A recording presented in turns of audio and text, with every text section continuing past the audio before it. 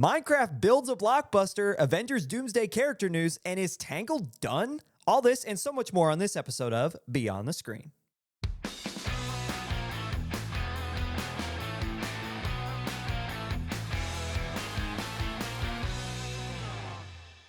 Hello, everybody, and welcome back to another episode of Beyond the Screen, your weekly news cinema podcast. Thank you guys so much for being here, as always. I'm your host, Ryan, and joining me is Jake Holtzclaw. I would say sitting across from me, but he's not. Alas, he's so far away. Heartbroken.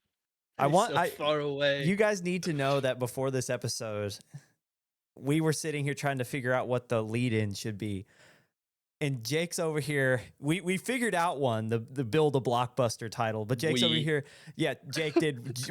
Me, you, and Chat GPT. Chat GPT. Yeah. I was gonna actually out you if you didn't say anything. I was no, like, I was gonna. Okay, guys. Today Ryan used AI to write. Listen. When I was just gonna say whatever, but the build a blockbuster is such a good one. But as we're like getting ready to go, Jake's like, "There's gotta be a better one." And for those of you not watching, he's like moving his hand like a certain politician. Yeah. And he's like, there's gotta be another one. And he's just like farming Chat for like 5 more responses. And so, I get greedy with it, dog. I know. I'm in there like, give me 10 options using Minecraft and Blockbuster. And it gives me 10 options like, okay, now take number 2 and number 4 and give me 5 more options. Dude.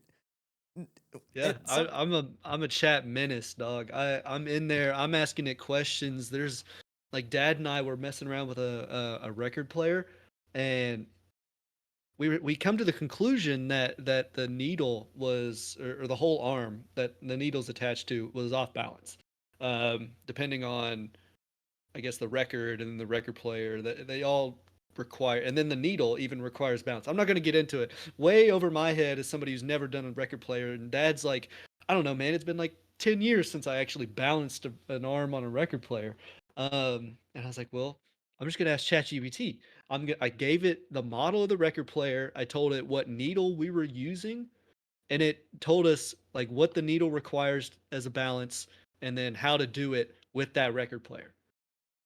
Now, yes, could I have gone out and researched it and pulled all the different sources together myself from the needle manufacturer and then the record player manufacturer? Yes, maybe.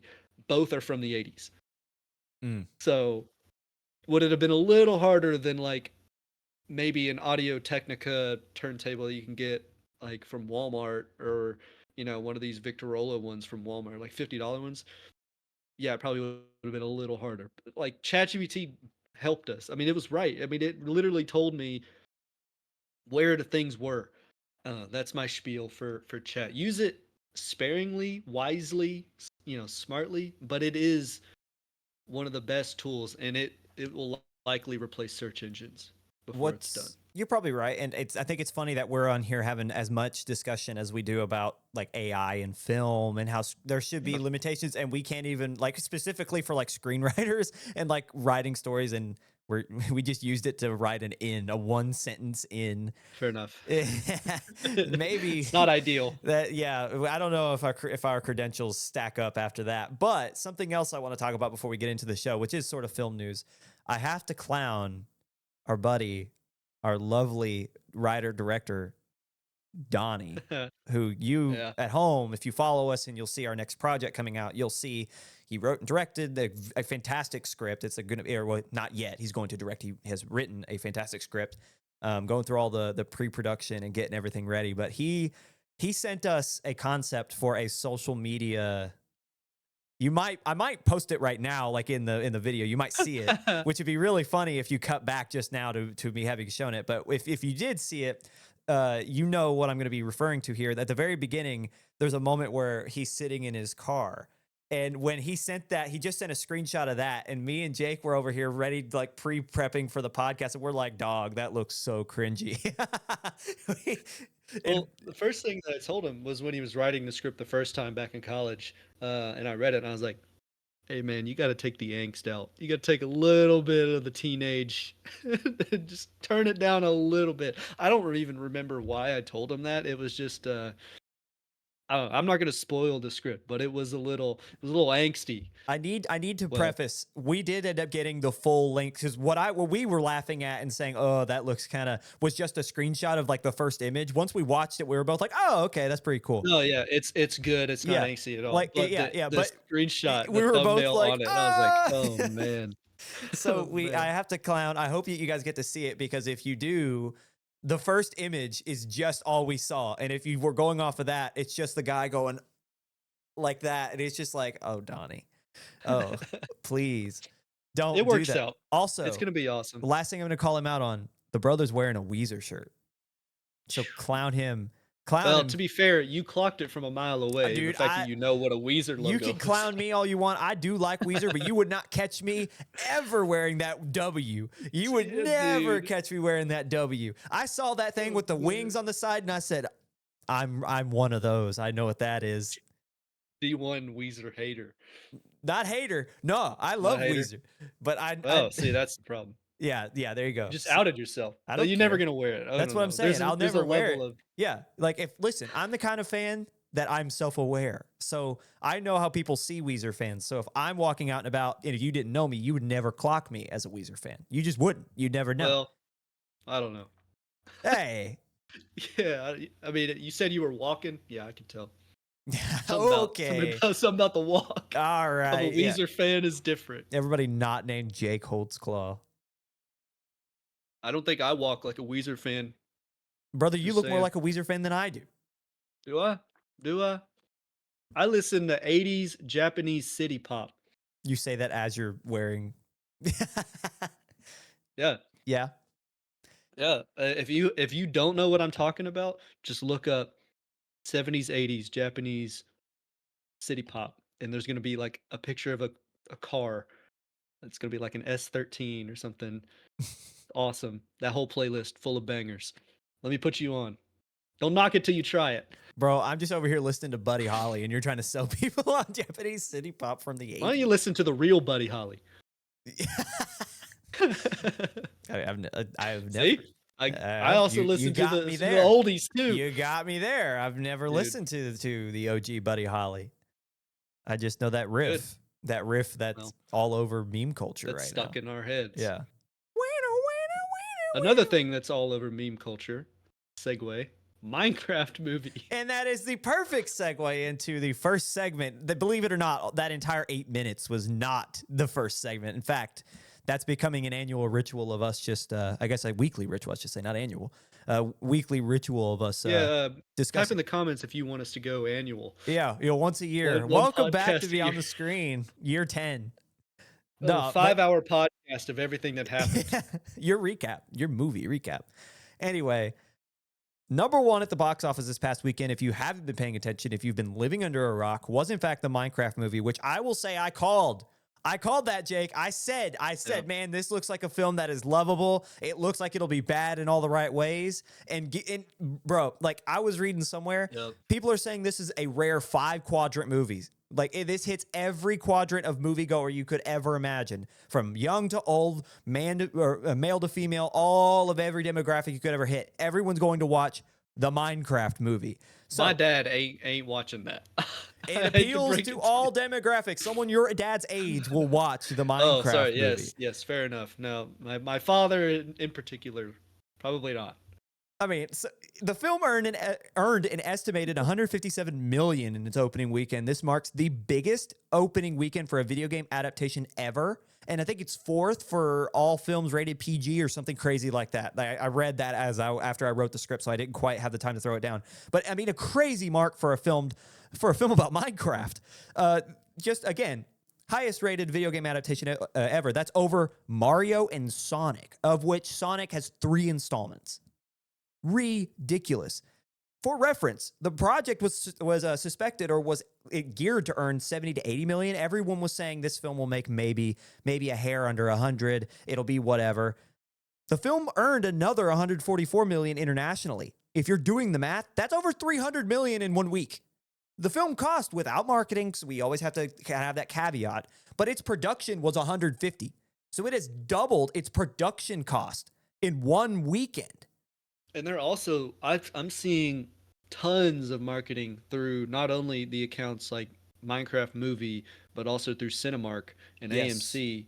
Like this is ongoing marketing budget, but I don't generally see the double down post premiere, So right? this I is don't a see sorry, go do ahead. what? No, no, go ahead, go ahead. Well, it's where they're taking footage from the customers who posted like when so the whole audience will say the quotes like Flint and Steel and Chicken Jockey, and they're taking those videos of inside the theaters and then just posting it to generate hype to go watch it.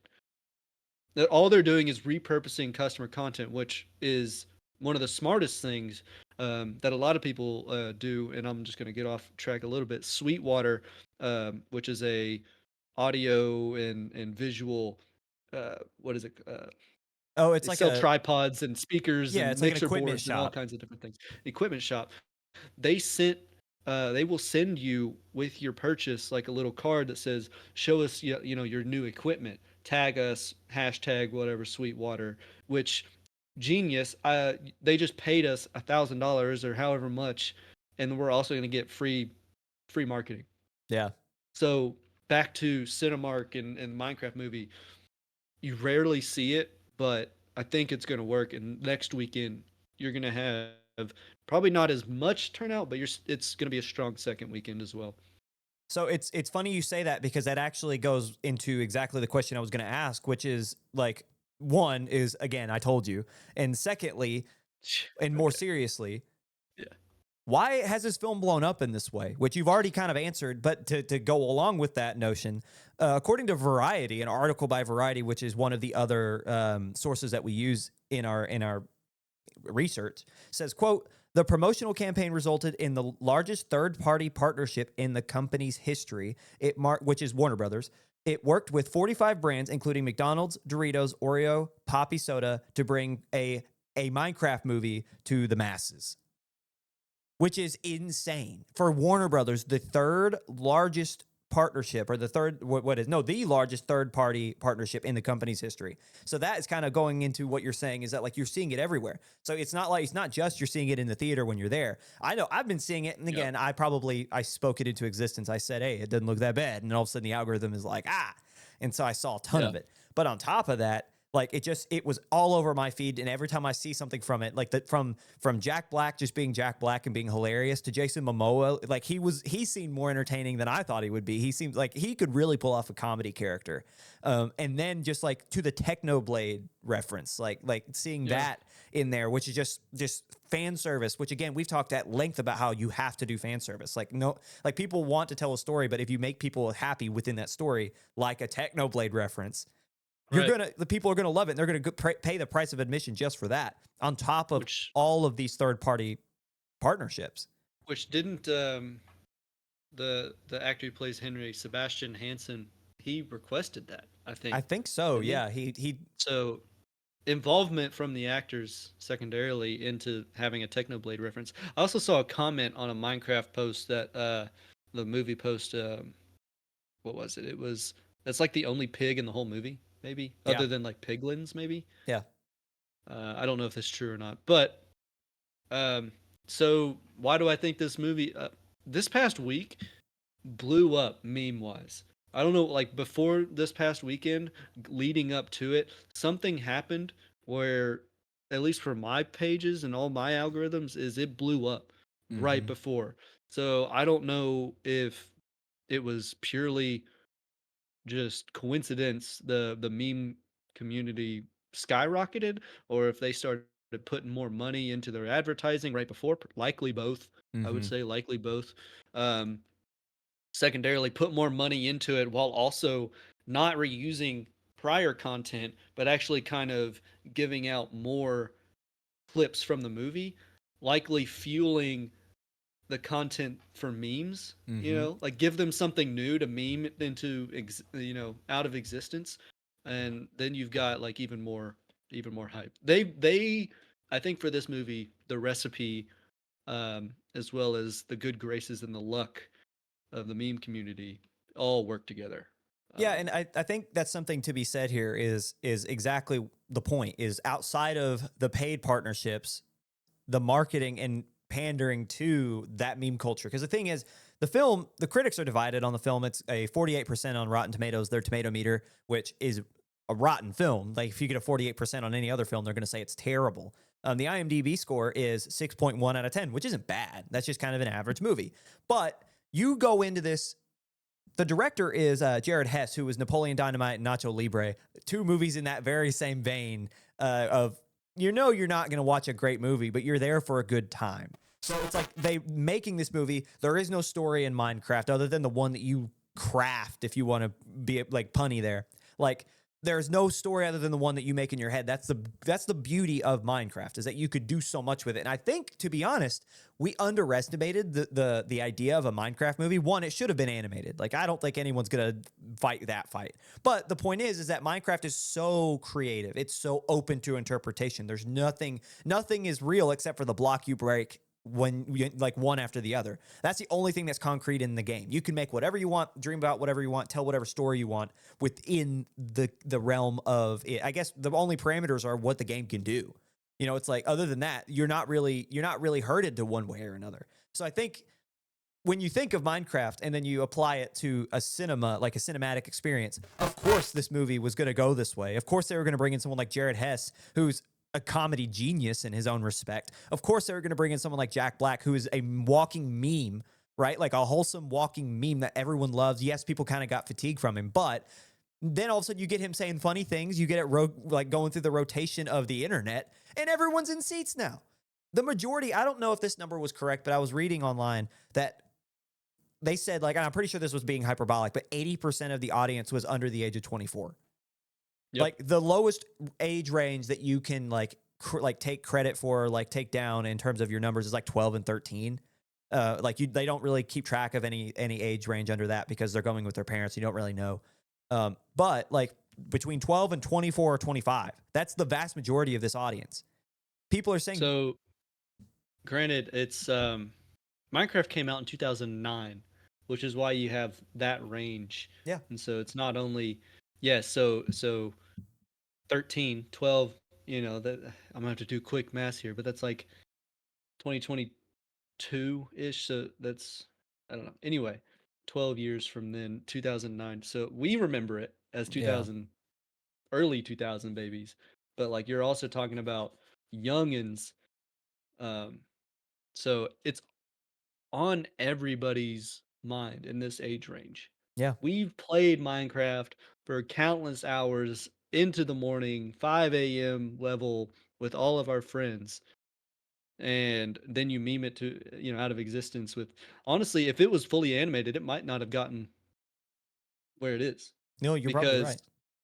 The whole first trailer drop of Jack Black being live action was probably not well received. I would say that was not well received. Nobody liked it, and which is what creates a meme. Like generally, memes are somewhat negative or have negative connotations against their source material. Mm-hmm. It's almost always making fun of, regardless of whether or not it's on their side or not. It's always almost always making fun of it. So, which helps the Minecraft movie because there's so many Jack Black isms that he just says it in Jack Black's voice. That's pretty much it. And we've gone over that, but they're making fun of it.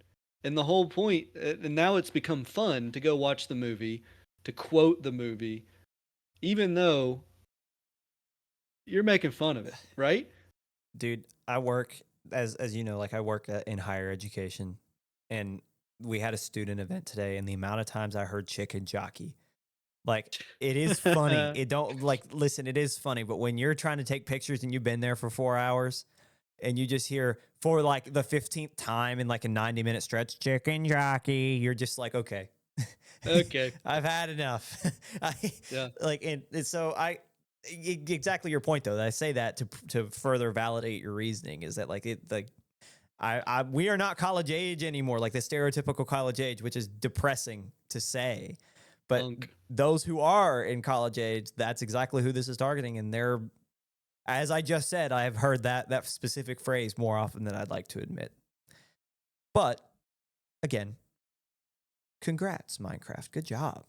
That's a rare win. That not only is a win for Warner Brothers, which hasn't won a thing this entire year thus far, it's still young, but that completely busts open the box office. Otherwise, this has been a really slow year, a lot of really bad weekends. And then Minecraft shows up, makes over 150 million domestically and 300 internationally, which is a crazy number. Moving down the line, now that we finally have moved past Minecraft, A Working Man comes in second with Jason Statham starring. In its second weekend in theaters, the film grossed 7.2 domestically and 27.8 million in total. With a 16.6 million haul worldwide, the total box office for David Ayer's latest action flick rounds out to about 44.5 million, which is not a bad number in terms of the entirety of its run in 2 weeks internationally.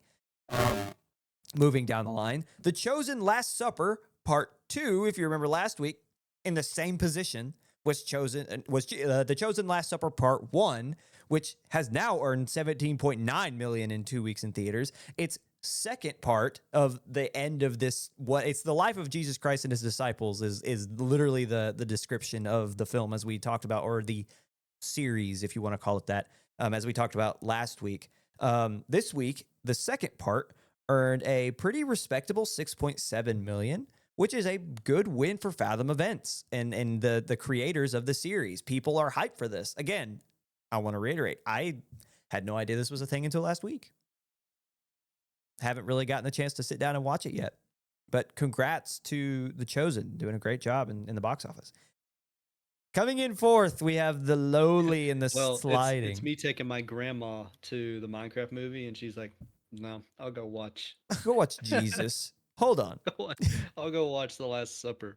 I'm going to go to church real quick. Just goes across you enjoy your filthy Antichrist Minecraft movie. Can you imagine like you're trying to get grandma to walk into a theater and all you hear in the back is like Jack Black doing whatever, and she's like, have your flint and steel, I'm going to church. And she turns around and it's just The Chosen and the opposite end of the hall. The Nether is hell. The Nether. I don't know. We don't need to go down this path.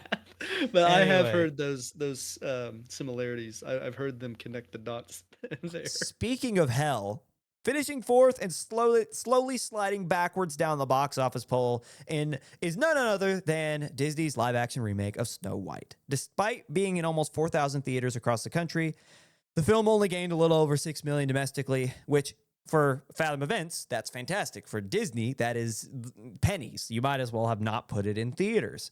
Thus far, earning more overseas at 90 million internationally. The remake has only earned 77 in the States, 77 million that is, with a grand total of 168.3 globally. And that is nowhere touching its overall budget, including production budget and marketing. So, which that number was 250 million, if you were curious. This is a flop, Jake. This is definitively, it's over. Rachel Ziegler. I actually heard back from some people about my take. You can separate yourself as much about that as you want. I said last week that I thought the hate for Rachel Ziegler might have been more because of her political stances than anything she said. And I got like 2 or 3 people who were like, nah, she's evil. Nah. Yeah. She's evil. They're like, she said this and that. And I'm just like, But apparently not. So I get like, say whatever you want. But I did think that was funny, and I wanted to air it out. I will plead ignorance. I don't know what she said. So. I want to give you room now to separate yourself if you wanted to. I mean, I only hear things. All right, grapevine and the birds and whatnot. Little birdie told me about the grapevine that also relayed the message was that the only redeeming quality of the movie was her singing. Right. And that was the only positive that I had heard. And then I only know of how she reacted to the publicity about her movie being bad. I almost, just for the internet, I almost just want to be like, I think she's a god, and then just like take the opinion, the exact opposite opinion. Oh man. But no, I'm not going to plead ignorance, but I'm also going to say like, I I don't think she's evil. I just think that Well, I don't know what she said. I I can't. just I mean, if you kick puppies, you're right. evil. But I don't know if Ziegler kicks puppies or not. That's why I'm pleading ignorance. From what I understand, people just don't like her opinions, and they're Okay. mad that she's got an opinion that is drastically different than the majority of the rest of the people who watch film. Apparently, I couldn't tell you exactly what she said, but I don't. I remember reading some like tidbit about it, and I didn't think it was that bad. I just was like, eh. But anyway, I could say that, and then like she had said something that I'm not aware of. That And was then like, she kicks a puppy. yeah, like something like that that I just didn't see, and it's like absolutely the worst. But going back to Snow White off of Ziegler and the controversies, which did impact what we're talking about, so have to mention it. Do we celebrate a Disney loss? We'll get in I later. always celebrate the loss of Disney. Well, I'll get in later to why, like the ripple Yeah, effects of what we're witnessing. That's actually a big part of our upcoming segment. But you are celebrating a Disney loss. I am. I celebrate any loss by Disney that I can. I don't. You don't get them, as often. Yeah, But same with like Amazon. It's like you guys have so much money just to burn and toss into a trash can that I can't help but celebrate a loss. yeah. Now, when it ends up when layoffs happen of good film people because of that, and then it's like, oh man. Well, now I feel bad. But Yeah. it's a double-edged sword, knife, whatever. One of the Spoon. weapons, you know? So it's a double-edged spoon, and you kind of just yeah, it puts things in perspective that like all these great filmmakers, regardless of how sweatshoppy the film studio is, they're still good people, I would think. It's Yeah. just the person they work for is bad. So I can't necessarily wish the downfall of Disney without also wishing the downfall of all those amazing creators. Which is, I think, the exact right opinion to take. It's just, it's unfortunate, but I mean, like, I want to see, like, I love to see, speaking of Indian Paintbrush Pictures, which is Wes Anderson's production company, they just released a trailer. That's not in the script because that happened after I wrote it. But he's released a trailer for his next film. I want to see Focus Features in that film explode. Like, I loved seeing Anora do what it did. I loved seeing Nosferatu, and I think that was Focus as well. I love seeing that one explode. Like, that's where I'm like, that's where I get excited. I won't say I get excited for a Disney loss for exactly what you said, because you don't want people to lose their jobs, but it's also like burn, like low key, but Learn your lesson. Maybe that's what I need to start. Like maybe I just want Disney to not be Disney, like sweatshop it up and do bad, yeah, if they were make bad lovable, decisions. this wouldn't be a conversation. Yeah, but they flip flop politically. It doesn't feel like they care about the people making the films, and it's just the makings of an evil company out for profit, regardless of where they can get it. We're already there. It's not the making. It is like No, this yeah, doesn't happen by accident. Like, this isn't something that like you see and you're like, huh, that's something I noticed. This is something that has been developed. That's why, how long has Disney had this reputation? Like, I first heard about it when they first bought Star Wars, and I was 11. Like everyone was like, no, like they hated the fact that Disney bought Star Wars because they already own Marvel. They own all the Disney properties, the Pixar's. And so it's like that's been something that's been at least 15 years old. And I'm saying that as someone who's mid 20s. So it's like I don't have a lot of perspective outside of that because I didn't care beyond that point or before that point. But yeah, if they had a more lovable, I mean, even if it was fake, right? Like, if they just had a more lovable, like, front face forward, I would be like, yeah, Disney. Oh, that sucks. Snow White's out. It was Ziegler. It was all Ziegler. But it's like I can't, like, Disney adults, man. Like, that's all I think of. It's like that's what I just thought of when I did that. Was Disney adults were like, "Boo! You ruined the live action," and it's like, bro, that thing was terrible from the get. Anyway, moving down the line, we're gonna finish our top five at long last. We're gonna get through your top five in the box office this week. The Woman in the Yard. I know you were excited, everybody. You were excited to hear about The Woman in the Yard being fifth, which was a pretty good weekend. she's still there. Yeah, she's hanging out. She's still in the yard. still in the yard. Still in the yard. Still there. And hanging out in fifth, still in the yard. Universal Pictures horror film, The Woman in the Yard, earns another $4.5 million with a domestic total of $16.6 million. While that is that's incredibly low numbers, especially compared to The Victor of this weekend. That's not bad for Universal because the film cost a cheap, and I put it in quotation marks, and I'm using air quotes very specifically, a cheap $12 million to produce. So they still made their money back. They're still going to make even more. They probably will make back marketing value because there's no way they spent more than 10 on marketing. Because like I saw it, but I'm a horror fan, so like the algorithms are going to feed that to me. But Yep. Jake, did you see anything for The Woman in the Yard? You being a non-horror fan? I saw maybe 2 ads on social media, Which would check which out. I'm not a horror kind of person, so it still broke through a little bit, whether or not they had intentions of it or not. 'Cause you can pretty much set demographics, at least on Facebook. Um, you can kind of choose, Yeah. nitpick about demographics between age and race and even like gender and all kinds of different. Facebook's it's in depth. Yeah, I can Yeah. decide whether or not I want Ryan Gum to see it or not. Not really, Dude, but I'm the most man. If you pick vanilla, like the most basic, it will hit my demographic. I'm telling you. mid-20s white guy. My phone buzzes. Yeah, Oh instantly. man, he got it. Hits him instantly. So I guess I'm gonna skip ahead. I'm gonna answer the question before you even ask it. What do Blasphemous. I think? Who won? Who lost? Something that you did not mention. Hell of a Summer came out this week. What unfortunate circumstances. So this movie was what's his name? I'm Finn blanking on Wolfhard. it now. Finn. Finn Yep. Wolfhard. This was his movie from plays Stranger Things. This was his, I guess, camp horror movie, and man, he couldn't have chose I don't even know if it was him, but couldn't have chosen a worse week to I come out know. during the Minecraft movie. It not going to say it's going to do $160 million of Minecraft movie worth, but I think it was robbed, for sure.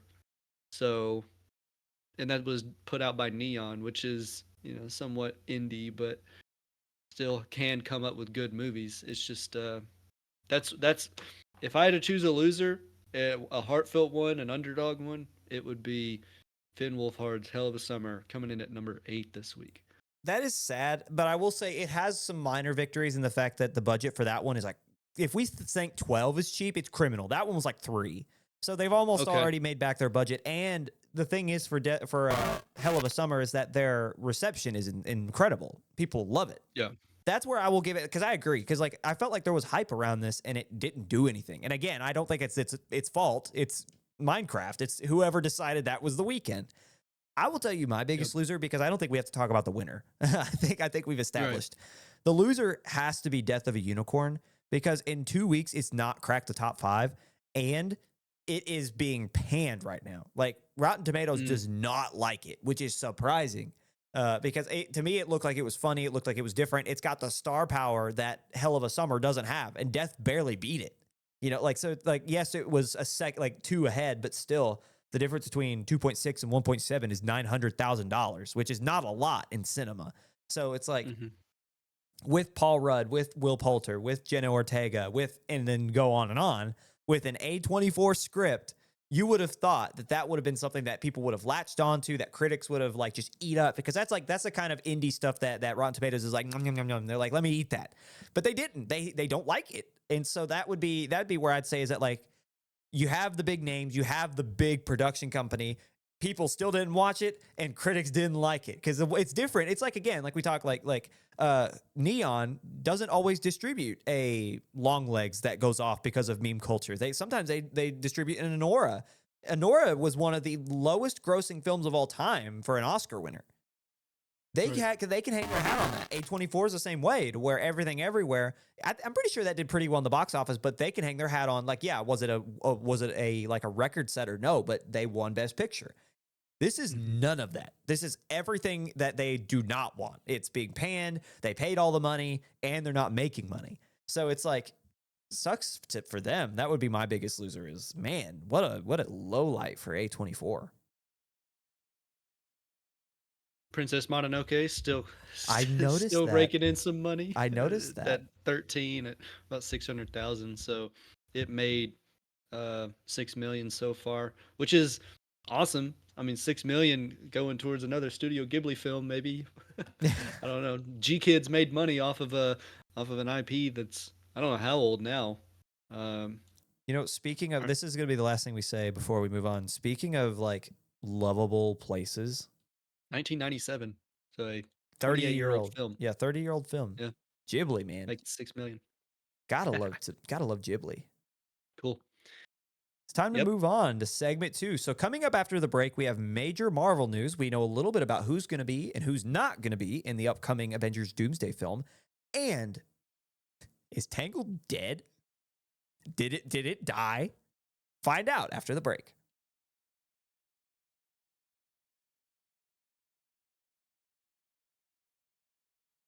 Hello, everybody, and welcome back to Beyond the Screen. You made it to segment 2, long-awaited segment 2. We had a winded segment 1 there. Major news. We're going to discuss the biggest headlines from this past week in cinema, starting with everyone's talking about Marvel again, and it feels like 2018. Kind of. Maybe not really. A little bit more pessimism, a little bit more skepticism, but somewhat like 2018.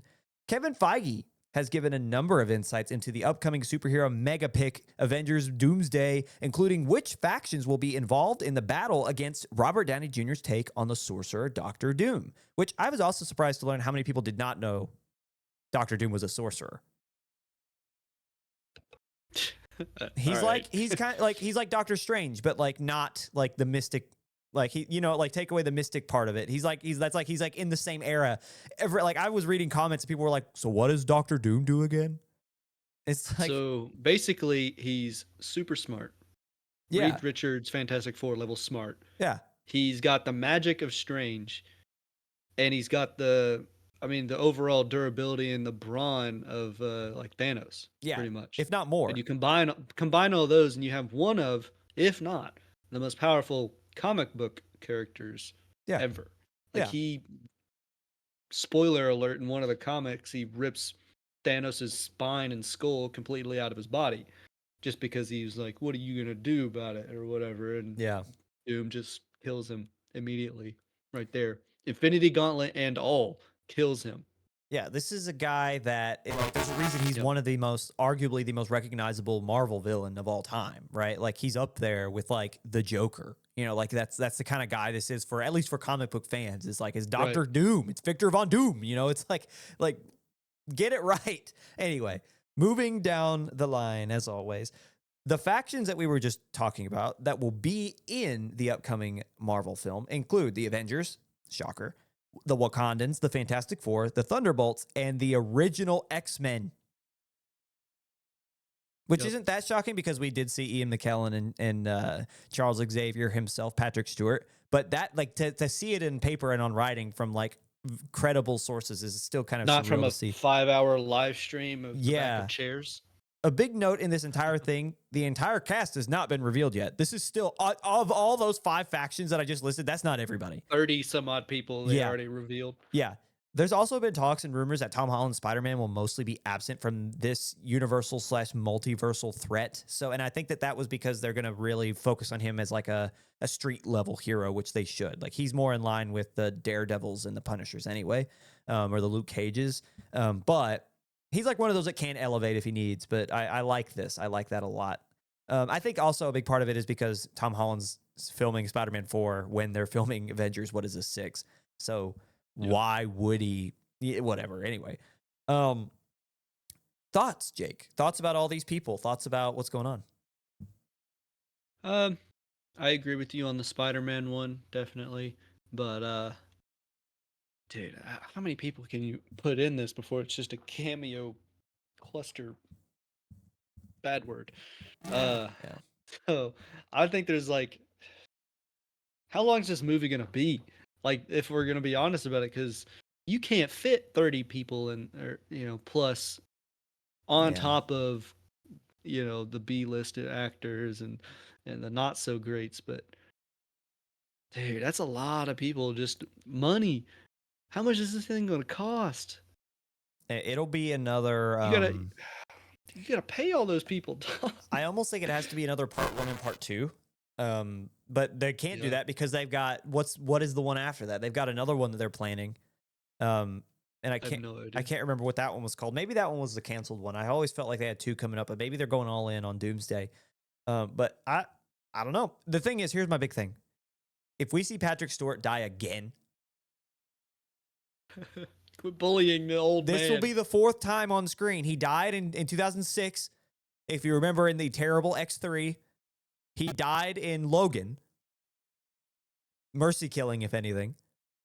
He died one of the funniest deaths.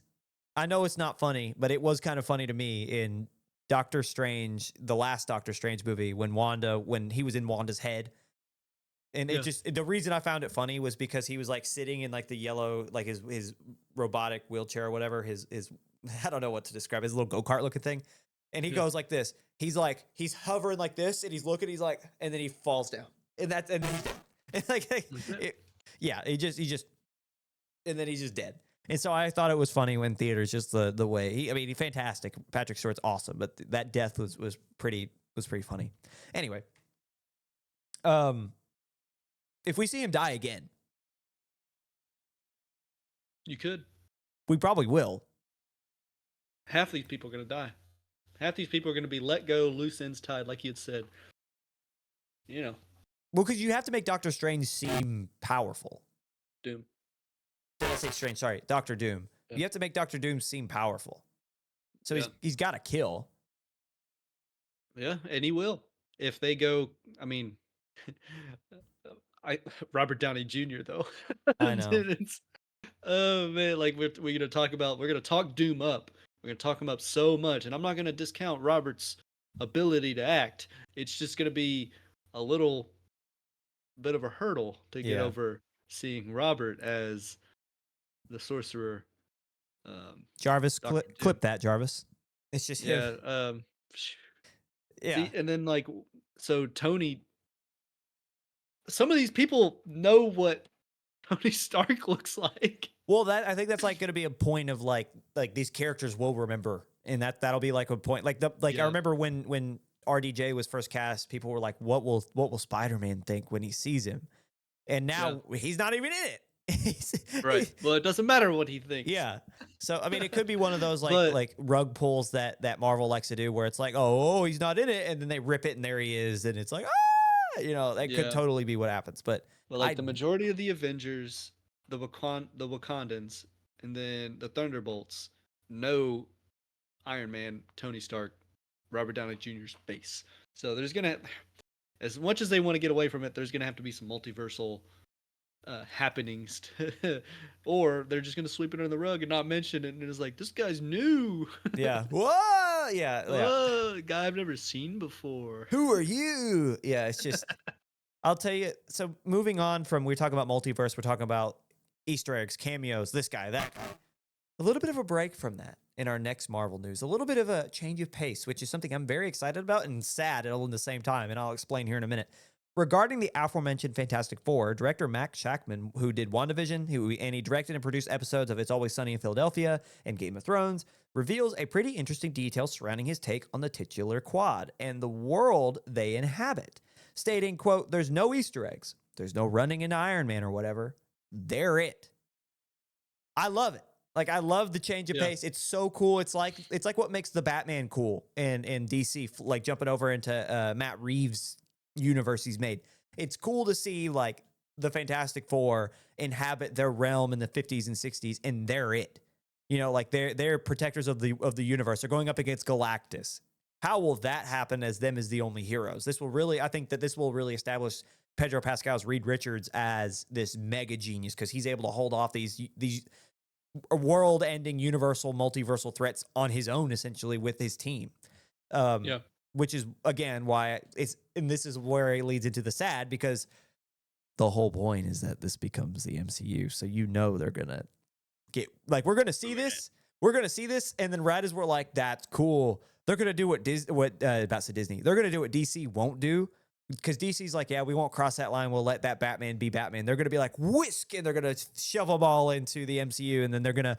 Yeah, the director is like Director Matt is like, yeah, they won't run into Iron Man. And then all of a sudden, but they'll run into the Wakandans at the end of the film. Whoa, because they got pulled through a portal or something.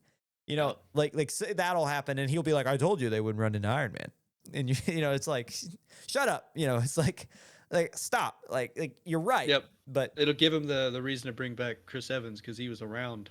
yeah, Uh, right. Whatever. So I don't know.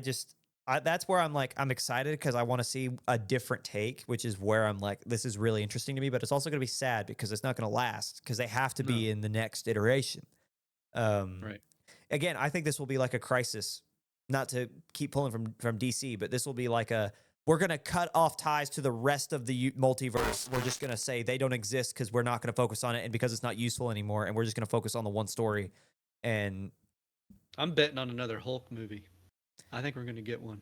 They need one. Technically, Universal That's completely unprompted. They won't allow. I'm just going to say, yeah, next 5 years, I see it. Hulk right now is ruined until they let him be Hulk. I think they're going to recast. Really? You think Mark Ruffalo's done? I think so. I don't know. I'm just like, in my mind, I was like, who haven't I seen in a long time who would get recasted, like the Fantastic Four? Or, like, aren't they doing, like, more X-Men movies, too? Yeah. Aren't they recasting, like, pretty much a lot of the X-Men's anyway? Yeah, we're going to probably see Hulk redone into, like, one of the, not, like, in the 60s, but I think we're going to get another Hulk. I don't know. I just, like, just feels like it.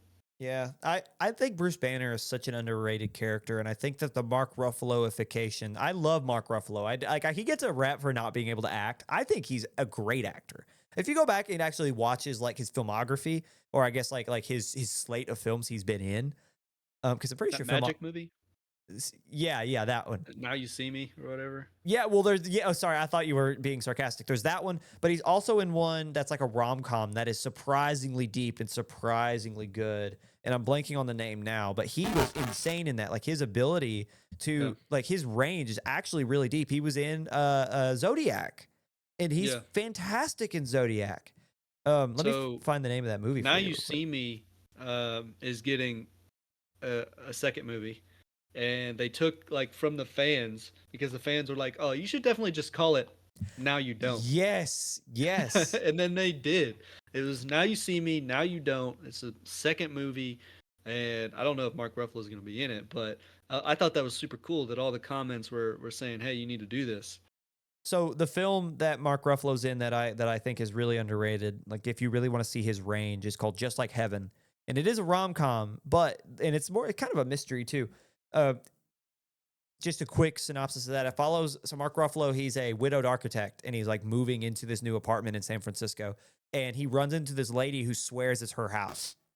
She's like, "This is my home." And he's like, "This place has been abandoned. I'm renting it." And they grow closer. And I don't want to spoil it, but the way that things kind of transpire and the revelations. I mean, it's old, so I guess I could say it, but I won't because this is kind of a niche one. Go watch it because I think it gives Mark Ruffalo a little bit, like, give him his flowers. The point I'm saying is that, like, with Hulk, Ruffalo doesn't have to have that range because he's just himself, which has worked. When he was more angsty in the first iterations of his character, it worked really well. But with Smart Hulk, it strips away all that angst. It strips away Bruce Banner. And I just think that because the thing is, Bruce Banner in the character of the Hulk is self-hatred. It is just, he has always had that kind of sense of himself that he has hated. And Hulk is essentially the representation, the physical embodiment of everything about himself that he could not stand. So it's like, and then you can add in the whole protectiveness side of the Hulk as his own person and all that, which just adds to the complexities. Because it's like Hulk and Bruce are the same person, but they're not. And so that's what I want to see. I want that back. I want the rage. I want the self-conflict. Like, that is where I think that character is the most intriguing. And that's gone. And the thing is, it was gone. It was ripped away off screen. We didn't even get the resolution or the conflict.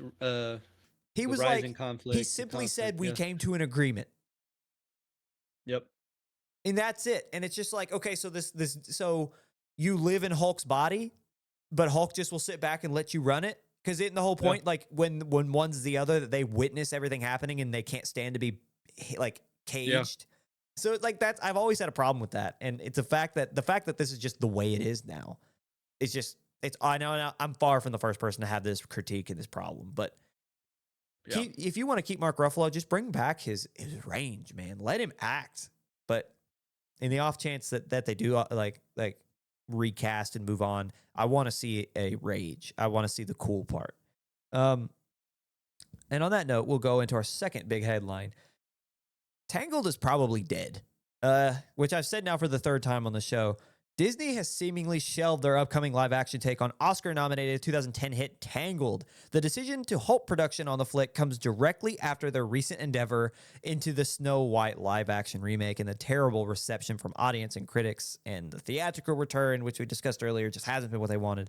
To this point, Snow White has grossed a measly $77.4 million domestically and $168 million worldwide on a seemingly bajillion-dollar budget, which is an insane. I'm being sarcastic, but yeah, they just not grossed to their expectations. At this time, it is unclear if the project will ever be revived, going back to Tangled, as the House of Mouse looks ahead to 2 more live-action remakes in the near future, that being Lilo and Stitch, which had an incredible reception from audiences during the Super Bowl ad spot, which you saw Stitch running around on the field, and Moana's live-action retake, which that's a lot of hindsight because like they just had $1 billion sequel to the animation in November. Like we're talking less than 6 months ago.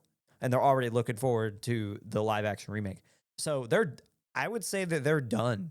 I would say that Tangled, until these two pop off inevitably, I would say that this film is essentially out of the picture for at least the time being. The film was to be helmed, or was in discussion to be helmed, from The Greatest Showman director Michael Gracie, with a musical about the lighthearted take on the Brothers Grimm fairy tale in development alongside the motion picture. So we were going to see Broadway and in cinemas this live action take. Both are halted, as I said, for the time being. We have talked at length regarding the live action remake trope. What does the future hold for such cash grabbing endeavors? So we're moving beyond Tangled. We know what's coming up with some pretty audience exciting films in Moana and Lilo and Stitch. But does this hurt live action remakes entirely? And if so, how much? I would say until Stitch comes out and Moana comes out, which I don't have high hopes for Moana unless Dwayne gets memed, which is likely. I think it's likely that we see uh The Rock do, I don't know. The trailers will tell the tale. If they don't give us content in the trailers to meme, then it probably won't. Um but Lilo and Stitch, I think it's gonna do okay. I mean, better than Moana, but time will tell. If they both flop, yeah, that's probably the end. I would say Mm, so, because they're gonna be like, oh, there's no money here. I've worked, with people who are that closed minded, or not even closed minded, but just like, oh, no money here, not even gonna try again.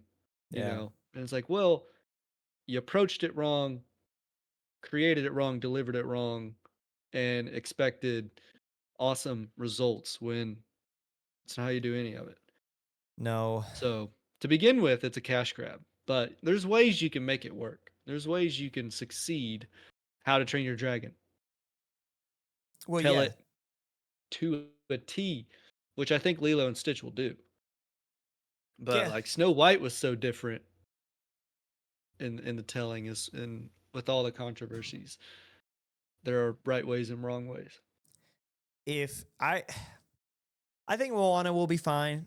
I think that if, again, I guess exactly what you're saying, if they take the story beat for beat and replace it with live action instead of animation, it'll do fine. The first one was so good. I just know we're gonna get. You know why I know this is gonna happen. We're gonna get that Dwayne Johnson eyebrow, and I'm telling you why we're gonna get it is because I have a distinct memory of Maui doing it in, like, there was like a scene where they're on the boat and she says something and it turns back to him and he's like giving him it hard.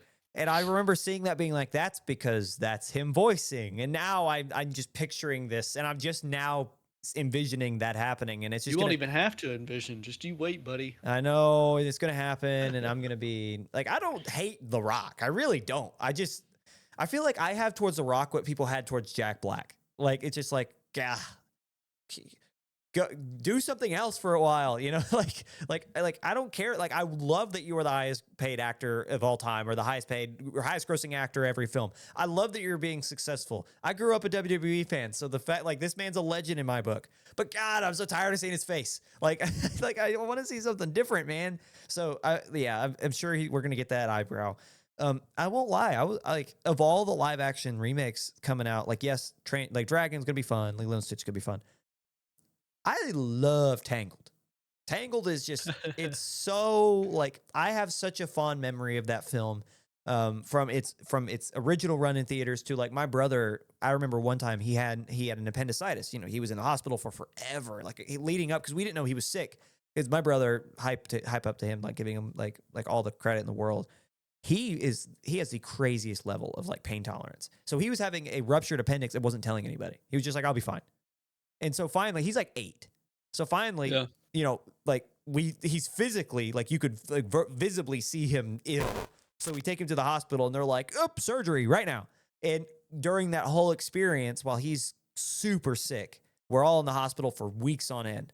Tangled was one of the films that we watched in there, and it was just such like it brought us all together because we all had these moments. Like it was just like it brought a tear to like majority of the people in the room's eye at the end when the hair gets cut, and it's just like it's a beautiful film. And so it's like when I just personally because I have that nostalgia towards it. When they say they were going to do live action, I was like, okay, like I'm cautiously optimistic. You know, like if they do it right, this could be wonderful. So to see it die from such a just a crapshoot of an attempt from Snow White is just, it's not that it's not happening because we've talked again and again about how much we want live actions to die, but it's because it's dying because of how it's dying. It's like, if it was just like, yeah, we don't think there's money in it, or we don't think that we don't want to ruin these stories with this, I'd be like, hallelujah, I agree. But the fact that they're just not going to tell it because Snow White, Yeah. I don't know. Like, Well, it just, maybe it was directly reliant on the money it made, and we screwed Tangled by not going to see Snow White. again, I again, if they're basing Snow White or Tangled off of Snow White, they're insane because they knew. The thing is from the get when it was announced, the story changes, and when we saw the dwarves, everyone knew it was going to be bad. That was half a year ago. Yeah, they had every chance to turn around and say, "Oh, we don't want to do that." They didn't. So I will not take the blame for something. Tangled. Something that Sonic gave us that we probably take and run with it and become hyperbolic is like, you change the animation of the main character the entire film, and now we think it can be done every single time. We got spoiled. We got spoiled, and like, yes, it was the right move, and it worked for Sony, right? Worked for Sony. Yeah. It is I Sony, but think. I'm pretty sure it's Columbia. Oh, so it worked for them, and now we're kind of like, hey, can you return Shrek to where we wanted Shrek to, look like? Can you, It's Paramount. uh, Paramount? So you did this for Sonic, they did this for Sonic. Can we get it for Shrek? Can we get it for Snow White? Can we get it? And it's like, if you're seeing trailers, there's no telling how finished, like that thing is almost buttoned up. Yeah. Clean. That thing is as polished as they want it to be. If you're seeing trailers, it's done. That's like in the video editor's world when you have a video based on the beat of a song and they're like, it's great. Can you just change the song? Oh, yeah. You know exactly. So, yeah, we were spoiled once, and I think we kind of expect it from all the animation studios now. Yeah. Especially when we're like, oh, this sucks. Can you just make Shrek look like Shrek again? Not my Shrek. Yeah, and then I'm not even gonna go into the whole how everybody's predicting what the story's gonna be about in Shrek with his daughter wanting to leave the swamp or You whatever. can't leave the swamp. Yeah. Yeah, so everybody's betting that it's gonna be one of those teen angst movies where Shrek won't let her leave, and then uh, Fiona's like, I was locked in a tower, and you came and rescued me. Just let her, like, you left the swamp and quit locking her in a tower. This is my tower, damn it. Yeah. Um, I don't disagree. I think that's exactly what it's gonna be. I think Yeah. that's pretty much the only movie. That's the only the storyline they've got. And we're gonna see Donkey say "Bye, Felicia" because that is the name of Bye, Shrek's Felicia. daughter. Yeah. You know Yep. it's yeah. Yep. Yep. It's and coming. eh, Just you wait. on that note, I think that's a perfect point to end segment 2. So coming up after the break, the quick-ish. That's going to be a permanent name now. The quick-ish Okay. hits. Coming up after the break.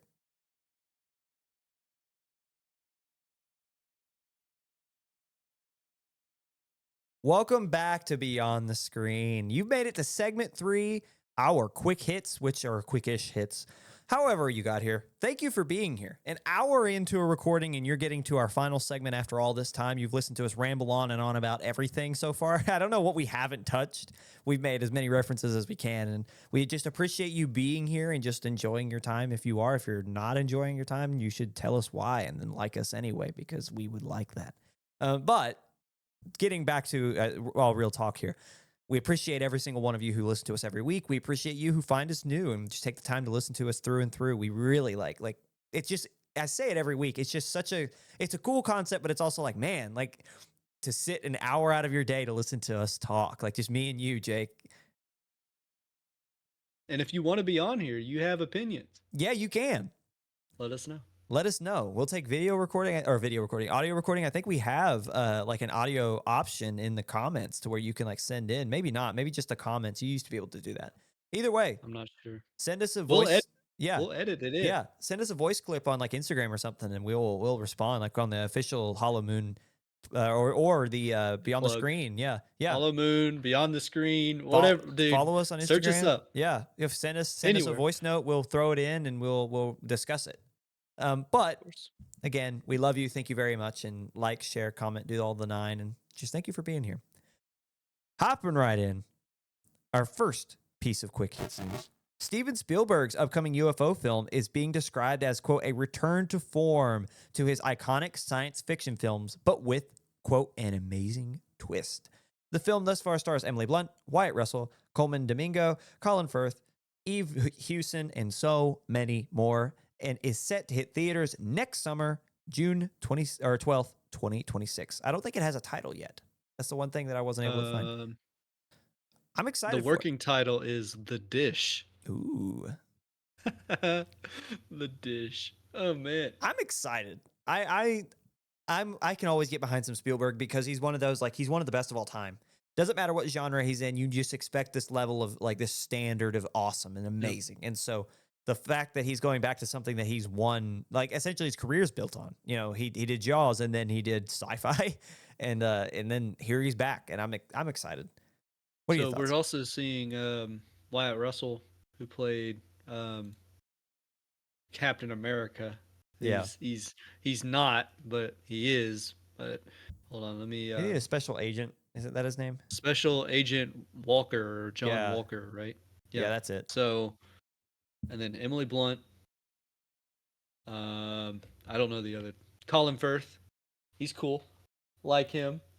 I'm getting better with names. Back in college when I was on this same podcast under the same name, I was not good at names. If you go back and you search up like the EKU Beyond the Screen podcast, you see me typing away on my keyboard every time somebody's mentioned, because I was not in the world of cinema as heavy as I am now.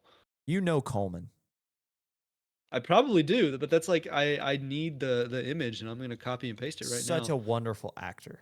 Such a wonderful performer. Oh yeah, this guy, man, isn't he in like The Walking Dead or Fear the Walking Dead? Yeah, I remember him from that, and then Candyman. I do remember all the trailers coming out for that too. So yeah, stacked cast. We'll see what Spielberg can do. I have no doubt in my mind that it'll be awesome. Yeah. Moving down the line, as we get more and more information regarding the upcoming Harry Potter series from Max, the more the series begins to take shape. However, one actor in particular wishes he would have received one of those coveted calls regarding a pretty important character in the Harry Potter mythos. Talking to The Telegraph, which is I'm pretty sure it's an overseas publication and like media outlet, Legendary actor Pierce Brosnan reveals that he was more than likely going to accept the role as Dumbledore if he had ever been offered, stating, quote, "I've always had my eyes on Dumbledore as my hair has gotten grayer and the maturity of life is now upon my visage and shoulders. It's a joke with my family that I'll go into my Dumbledore years. But if I was asked to play the part, I probably would have said yes." And my only response is is just, just to scream. It's just because what could we have had? Like nothing against John, who is the current, what's his last name? The current actor to play Dumbledore. I'll look it up here in a second. I know his first name is John. I'm actively looking it up and I'm finding it a hard time. No, Lithgow, or John Lithgow. I'm like 99% sure that's his name. I'm blanking. Yes, John Lithgow. I was so on the money. He is such a good actor, and I completely understand like he will nail the role. But we could have had Pierce Brosnan right as Dumbledore. He fits every criteria you could ask of. Like he's English, or I think he's Scottish actually, but he's from he's European. He fits all the everything, every critique, every little thing that series and that J.K. Rowling is, that she shall who not be named. Everyone, they have all these different like layers of things you have to, like a checklist you have to check off. Pierce Brosnan fits everything. Yeah, and he's a legendary actor. Oh, I just felt James like Bond. I just feel like I feel like they overshot. I feel like they shot too soon. They pulled the trigger too soon. They should have. How do you not know that Pierce Brosnan would have liked that part? It's Pierce Brosnan. They're practically, isn't it almost out? No, they're filming, I think, or they're about to start filming. Yeah, 2026, due 2026. So, I mean, it's a little late. To me, I would not be casting right now. No, you can't. But the point that I'm saying is that like, how do you not know? Did Pierce reach out? You know what I mean? Like that's like probably not. I don't think he did. I think it was just a passing interview where he's like, "Man, it would have been awesome to be Dumbledore because me and my family have this joke, but and I would have said yes if I was asked." But I don't think he was like setting out of his way to be like, "I'm gonna play Dumbledore and I'm gonna do everything in my power to ask whomever I can." My only rebuttal is that he says, "I've always had my eyes on Dumbledore." You know what I mean? Like that makes it feel like he let people know. If he didn't, then that's on him. Yeah. Like that. But like I like to think that if he's talking about a character like this, and he's like, "I've always had my eyes on him. I've always had my eyes on him." Then you have to let people know that you have your eyes on him. Which I'd be surprised if they didn't do a little bit of screening. They didn't just say, "Hey, Mr. Lithgow, be Dumbledore." They had to have vetted Lithgow among others, and so where were you, Pierce? Figure out where what was your agent doing, Yeah, and why was he doing you this disservice? yeah. If you can blame it on anybody else, but what we could have had. Yeah, there's so many different variables that could have prevented, or just the ignorance of whether or not they were doing a casting, or they just decided John Lithgow was it, and Pierce Brosnan was never even thought of, even if he did put in his 2 cents. There's so many different variables that I can't necessarily say what the heck anybody. I can't point my finger. Yeah, but it is sad. Of the two, I don't think either of them really would have not knocked it out of the park. Oh, it's yeah. just sucks, but I trust John. I trust he'll get it. You know. So Jake, moving down the line here, I want you to give this next piece of news. The following 4 individual headlines I'm going to read, we're going to go through, and I'm going to read them all back to back like we did it like a couple of times. And I want us to go through and pick one that we're the most interested in. But before we get there, Jake has a headline he would like to read. Only because apparently Ryan isn't as interested in it as I am. And it's not really a big piece of news. And it is probably the quickest hit on this list as I continue to ramble, and it's becoming longer and longer. But the season 2 of Peacemaker with John Cena has been revealed to be August 21st of 2025. We do not have to wait that long to get more John Cena cussing, killing people, and everything like that, which I thought Peacemaker the first season was pretty good and well received, and everybody enjoyed it.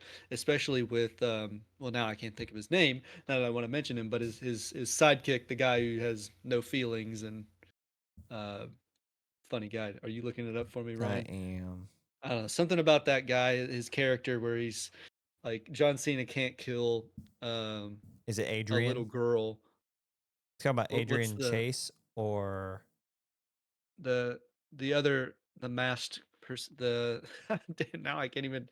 I'm trying to just think of the name of the character because I don't remember. Um, Freddie Storma plays Adrian Chase. Yeah, so I don't know his superhero name. Dang. Yeah, that's who I was. That's who I was looking at. Um, Vigilante.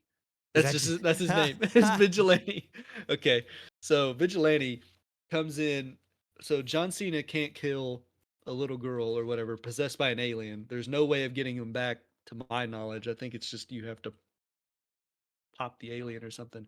Well, they didn't know that at the time. Maybe that's what it was. And John Cena couldn't do it. And so his buddy Vigilante comes in and he's just sniping the whole family, singing a little song the whole time. I mean, it's gruesome. It's all around ethically wrong, but it's just like do do do do do.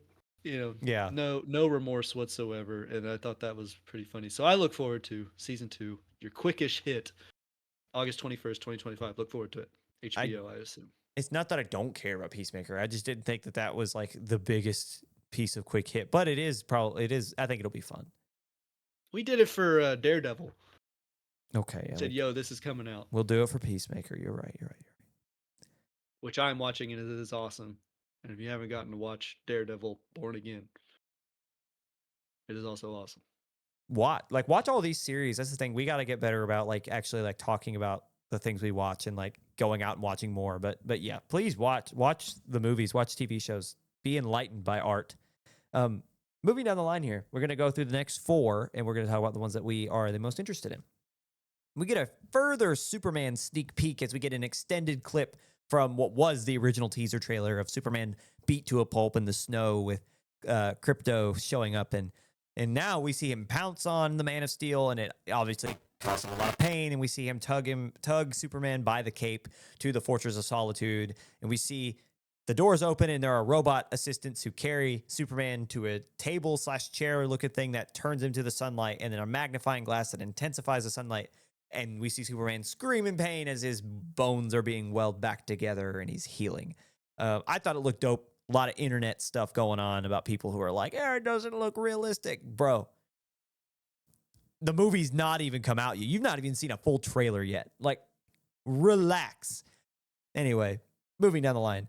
Liam Neeson has a change of pace in his late acting career as he will star in the next Naked Gun sequel/reboot. Kind of about the language on that varies. That's all I'll say about that because I think we'll talk about it later. Further moving down, David Fincher to direct the upcoming sequel/spinoff to Quentin Tarantino's Once Upon a Time in Hollywood. And we get the first look at Jared Leto with Jeff Bridges' voice in the back in the Tron Ares first teaser. Also, Nine Inch Nails, we hear their music. Jake, of those four I just said, I know I kind of went into Superman, but I feel like that was the one that needed the most description. What do you think? I am not big on Superman. I'm just waiting to hear more about that. It's not necessarily that I'm not hyped. I'm pretty hyped. Um, got Lex Luthor in there and Lois Lane, and it's just like, okay, all right. I like what they're doing with the sun. I like that they took that route. It's a new route, kinda. Um, I will say in the trailer that I watched, he wasn't that far from the Fortress of Solitude, unless there was some editing where it took the dog a while to get him there. But it felt like as soon as he started dragging him towards home, he was there. Yeah. Like it was like, come on, Soups, you couldn't have, I don't know, aimed a little, like he was flying and then he landed and he needed the dog to run him, I don't know, half a mile down the road. I don't know. Yeah. I'm gonna nitpick that. I know if you guys know what Cinema Sins is on YouTube, where he picks apart the entire movie and sees how many just wrong things are. I guarantee you that's gonna be one of them. He's just gonna be like, "Really? You couldn't go much further?" And it's gonna ding, and that's what it's gonna do. So, other than that, like, I'm not displeased. There's hype. It's just like of the other ones. So, Naked Gun, I've been meaning to watch the original just because I like, and I can't remember his. I'm the worst, dude. I can't remember as Leslie soon as I mentioned Nielsen. him. Leslie, I love his comedy. I love Airplane. Airplane's like awesome. Dad and I quote it all the time. So if I am looking for a reason. If I'm looking for a reason, this is the reason to go watch Naked Gun immediately. Um, I don't know if it is from Naked Gun, but there's one joke where he's like, "Well, what'd the guy look like?" And the lady said, "Well, he was 6 foot, mustache, and it's like awful big mustache." And I'm like, "Oh man, that's so good. It's so good. Peak cinema." Well, there's another scene in one of the Naked Guns where Nielsen is like giving the $20 and like trying to bribe the guy, Yeah, and they yeah, give each the other the shoe same shiner. $20 back, just trying to Yeah, bribe each other. It's so good. No, and yeah. I So yeah. Liam Neeson, right, in that seat, I think he's gonna do pretty well. I mean, we already see him in like this Girl Scout skirt or whatever. I don't know. It was mega weird. It was weird, but I Brother has think the skirt on and he's got one leg hiked up after stopping. I love the Mission Impossible, like the joke of like it's just a little girl and he like whips off the mask and he grows to like that's just yeah, so funny. Like I wasn't he's wearing expecting like it. strawberry underwear. Yeah, like you see all of Yeah, it. It's just so not Liam Neeson. Like it, but it's just he's he's got the Taken voice too, which is probably just Liam Neeson's voice, but yeah, he's doing the deep, like gravelly Liam Neeson voice yeah. during the whole thing. Um, so I look forward to that one. I look forward to watching the original beforehand. I feel like it's a continuation because like there's a scene, the really funny scene in the trailer where you got Liam Neeson like kneeling at the visage of Leslie, and he's like, "Papa, I miss you every Yeah, day," and he's like, so it's like it's obviously that's his son, right? That's like the character in Naked yeah, Gun, that's his kid, is Liam Neeson, and you've got like these different like the sons of these different characters, and it gets to the one with OJ and the actor just yeah. like OJ Simpson, who is Nord, what's his character's name? So I can't remember, but like he looks at the camera and it's just the portraits of OJ. It's just so good. Like Just said no, but they're in a room with all these portraits, and it's just a line of grown men kneeling at their father's, not a memorial, but like all their images in a row. And it's yeah, just a bunch of dudes lined up, and then it finally gets to the OJ one. And he's like, "I'm just, not proud." I'm not doing it. No, it looks so good. That if I think I've given away my opinion. I think that the Naked Gun is like I read that like despite the next one, which is David Fincher and Once Upon a Time, which means that's going to be a Netflix movie, by the way, if it's David Fincher, because now Fincher and Netflix have like a deal. But like that's exciting. But dude, just the thought of Liam Neeson in a comedy is just it's so good. Right. And then I'll take Tron here. So Jared Leto, Jeff Bridges' voice as well, in Tron Ares teaser trailer. I have not gotten to watch this, but I will say Tron Legacy, there was like a week this year, I think, maybe a little bit last year, end of last year. I was listening to the Tron Legacy soundtrack on Spotify. It's just good. It's good. And I don't know if it's Daft Punk because I'm pretty sure they were the main band during it. Now, Nine Inch Nails, which is another awesome band. If you don't know them, I mean, you got to be a little bit into rock, right? Is it heavy metal? I don't know what the exact classification is, but you kind of have to be into that to really like Nine Inch Nails, but I look forward to seeing what they do. At least from the first 15 seconds to 30 seconds of this trailer, the Tron bikes are navigating a real life freeway. So they've escaped the game, Hmm. and we are now in the real world riding Tron bikes through the real world. That is all I've seen from the trailer, and the only thing that makes me nervous and I bite all my nails off thinking about it, Jared Leto's in it. I know. So I'm a little like gulp, pulling at my shirt collar, Yeah. wondering how I don't know, man. And he's the protagonist. He's not even the antagonist. He's the protagonist. So we're gonna have to deal with him the majority of the film. I think it'll Puts me on be. edge. I think it'll be okay. I think we'll You be can you okay. can see it. I'm rocking back and forth. I'm Yeah. angsty. I I'm I I'm getting a think little I nervous. think it'll be okay. I think we can I don't know, survive. man. I He's love I love Tron. I just think he's gonna it's morb all over the place. oh, it's morbid All right, go time. ahead. Yeah, no. No. You froze up on me. Your picture's frozen, so our beautiful audience gets to see your No, you're back. Okay. Oh, Uh, your picture's frozen. nah, not the audience can see my picture is definitely not frozen right now. No, no, yours was frozen for me. Okay. But Anyway, anyway, Daft Punk. I was talking to someone the other day about this, and Nine Inch Nails they're a losing battle right now. They will not outperform Daft Punk. likely not. I don't It's know. They've got to come up with new stuff, yeah. right? The thing is that I was telling somebody the other day when I was watching or discussing Tron Legacy. If you did not know who Daft Punk was, because they're in the film, like there's a cameo with the performers. I don't know their names. You would have thought they were just characters in the movie.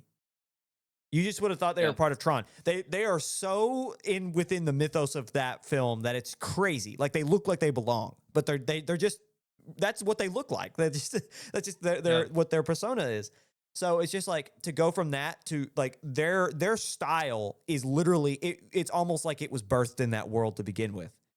Yeah. And then you go from that to Nine Inch Nails, which I'm excited for the change of pace. I think that'll be cool because like the best way to not feel like you're just trying to recreate something is to go for something new. So instead of getting another like techno electric style of music, you go with something more rock heavy. And that is so like it's something that can give you the same like beats and can give you a similar feel without trying to feel like you're just trying to grab at the same straws. So I dig it. I just fear that people will be like, yo, but the soundtrack wasn't as good. And it's like, Yeah. dog, Well, you could not get better. Like, sorry. yeah. Could you imagine like you're in production of this new Tron, and because it's not been long since Daft Punk decided that they were not going to be Daft Punk anymore, and like you're fully planning to bring back Daft Punk for your awesome sci-fi video game thriller, and then they're like, "We're not Daft Punk anymore. We quit." And I just slam the desk and sliding everything off. Like I can just imagine somebody behind us, like, "Are you kidding me? Are you absolutely?" And then I don't know how they ended up with Nine Inch Nails, but I feel like somewhere either at the beginning there had to be an overlap between this movie and Daft Punk's um, tenure ending. I hate to That break it to you. This is again Disney. well, But okay, so someone at Disney was slamming desk and sliding. I also think too, cause like I love to add to that image. It's like they made this film because Daft Punk. They were like, we'll just bring Daft Punk back. We'll just do it. We'll just do it. And then it'll be easy, the easy money. next day, Daft Punk, we're done. It's just Yeah, yeah, and then they're like, "Oh yeah, by the way, you have to work with Jared Leto." no, like they're like freaking out, double fist in the Fell to air. my knees. No Daft Punk and Jared Leto. God, It's- that's like being at work with someone you really really like, and then you also have to work with someone you really don't, and then that person you really like leaves. it's over. It's over. It's like, oh man, I don't like working here anymore. What about me? It's like, yeah, Yeah. it's like, oh, I'd be so mad. Yeah, I love that idea. And So well, doubt that's what happened. at least we don't have But to work with someone like Jared Leto. Ah, surprise. yeah. Okay, you want the good news or the bad news? We have your lead, Yeah, yeah, yeah. but Good it's Jared news. Leto. It's Jared Leto. Bad news. Daft Punk left. Both bad news. But it's the reaction to that is just the Chris Pratt as Star Lord. The what? Just that. Yeah. All right, I think it's enough clowning Tron Anyway, Ares. I look forward to it. I'm Despite, despite I think I mean anything with these with the Tron bikes is at least gonna look awesome. I think. yeah, We'll see about the acting, but it's gonna look awesome.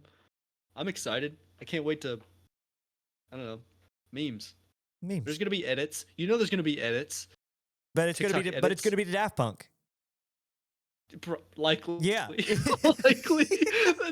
Dude, you're not wrong. You're not wrong. It's gonna be Daft Punk over all of the fighting scenes Yeah, and it's good. You know what's going to be sucky? It's going to fit better than I hate to say that, but it's going to fit better. You're going to watch it. You're going to be like, better. You're going to be like, why isn't this just the soundtrack? And it's just going to be because again, you can't get better. Daft Punk is perfect. Like that's the thing about when your first. I guess technically this was their second film in the Tron series, but when your first attempt is perfect, everything else is just not. And the fact that they landed Daft Punk for one and waited 15 years to do a sequel, you go without them. So, Anyway, all right. And on that note, we're ending the episode. That's the end of episode 5 of season 2, right? We're on episode 5 now. Dude, wow. Me. You'll figure it out when we post. Or when you read the description that inevitably scrolls across the bottom. Thank you for being here with us. Jake, any final thoughts to leave our wonderful, beautiful people at home? How many monies? How much money do you think a Tron bike costs? They're real. I think they're out there. No, hold on. He's gonna look it up. End of stream. Yeah. I just want to see what like a replica would cost. How much does a Tron bike cost? A custom-built, street-legal Tron light cycle motorcycle inspired by the movie can cost around $55,000. Easy. Jeez. That's like a loan. It's easy. People get car loans every day. Well, I can't say that. I was gonna say They do. Do they not? Do they? No, I was gonna say not me, but it is me though. It could happen to anybody. It's like a car loan could be in your future. It's like a sickness. It affects people. Watch out. Car loans. Majority of our audience, go buy a car now because in a month you won't be able to. Yay, tariffs. And I thought you were gonna be like, you're betting on a recession, and I was like, Ryan's dropping the news. No, I don't have to bet on a recession. We're in one right now, dog. Look outside. Anyway, we're getting political to end the podcast. Thank you for watching. We hope to see you back next week if you survive. Stay strong. Goodbye.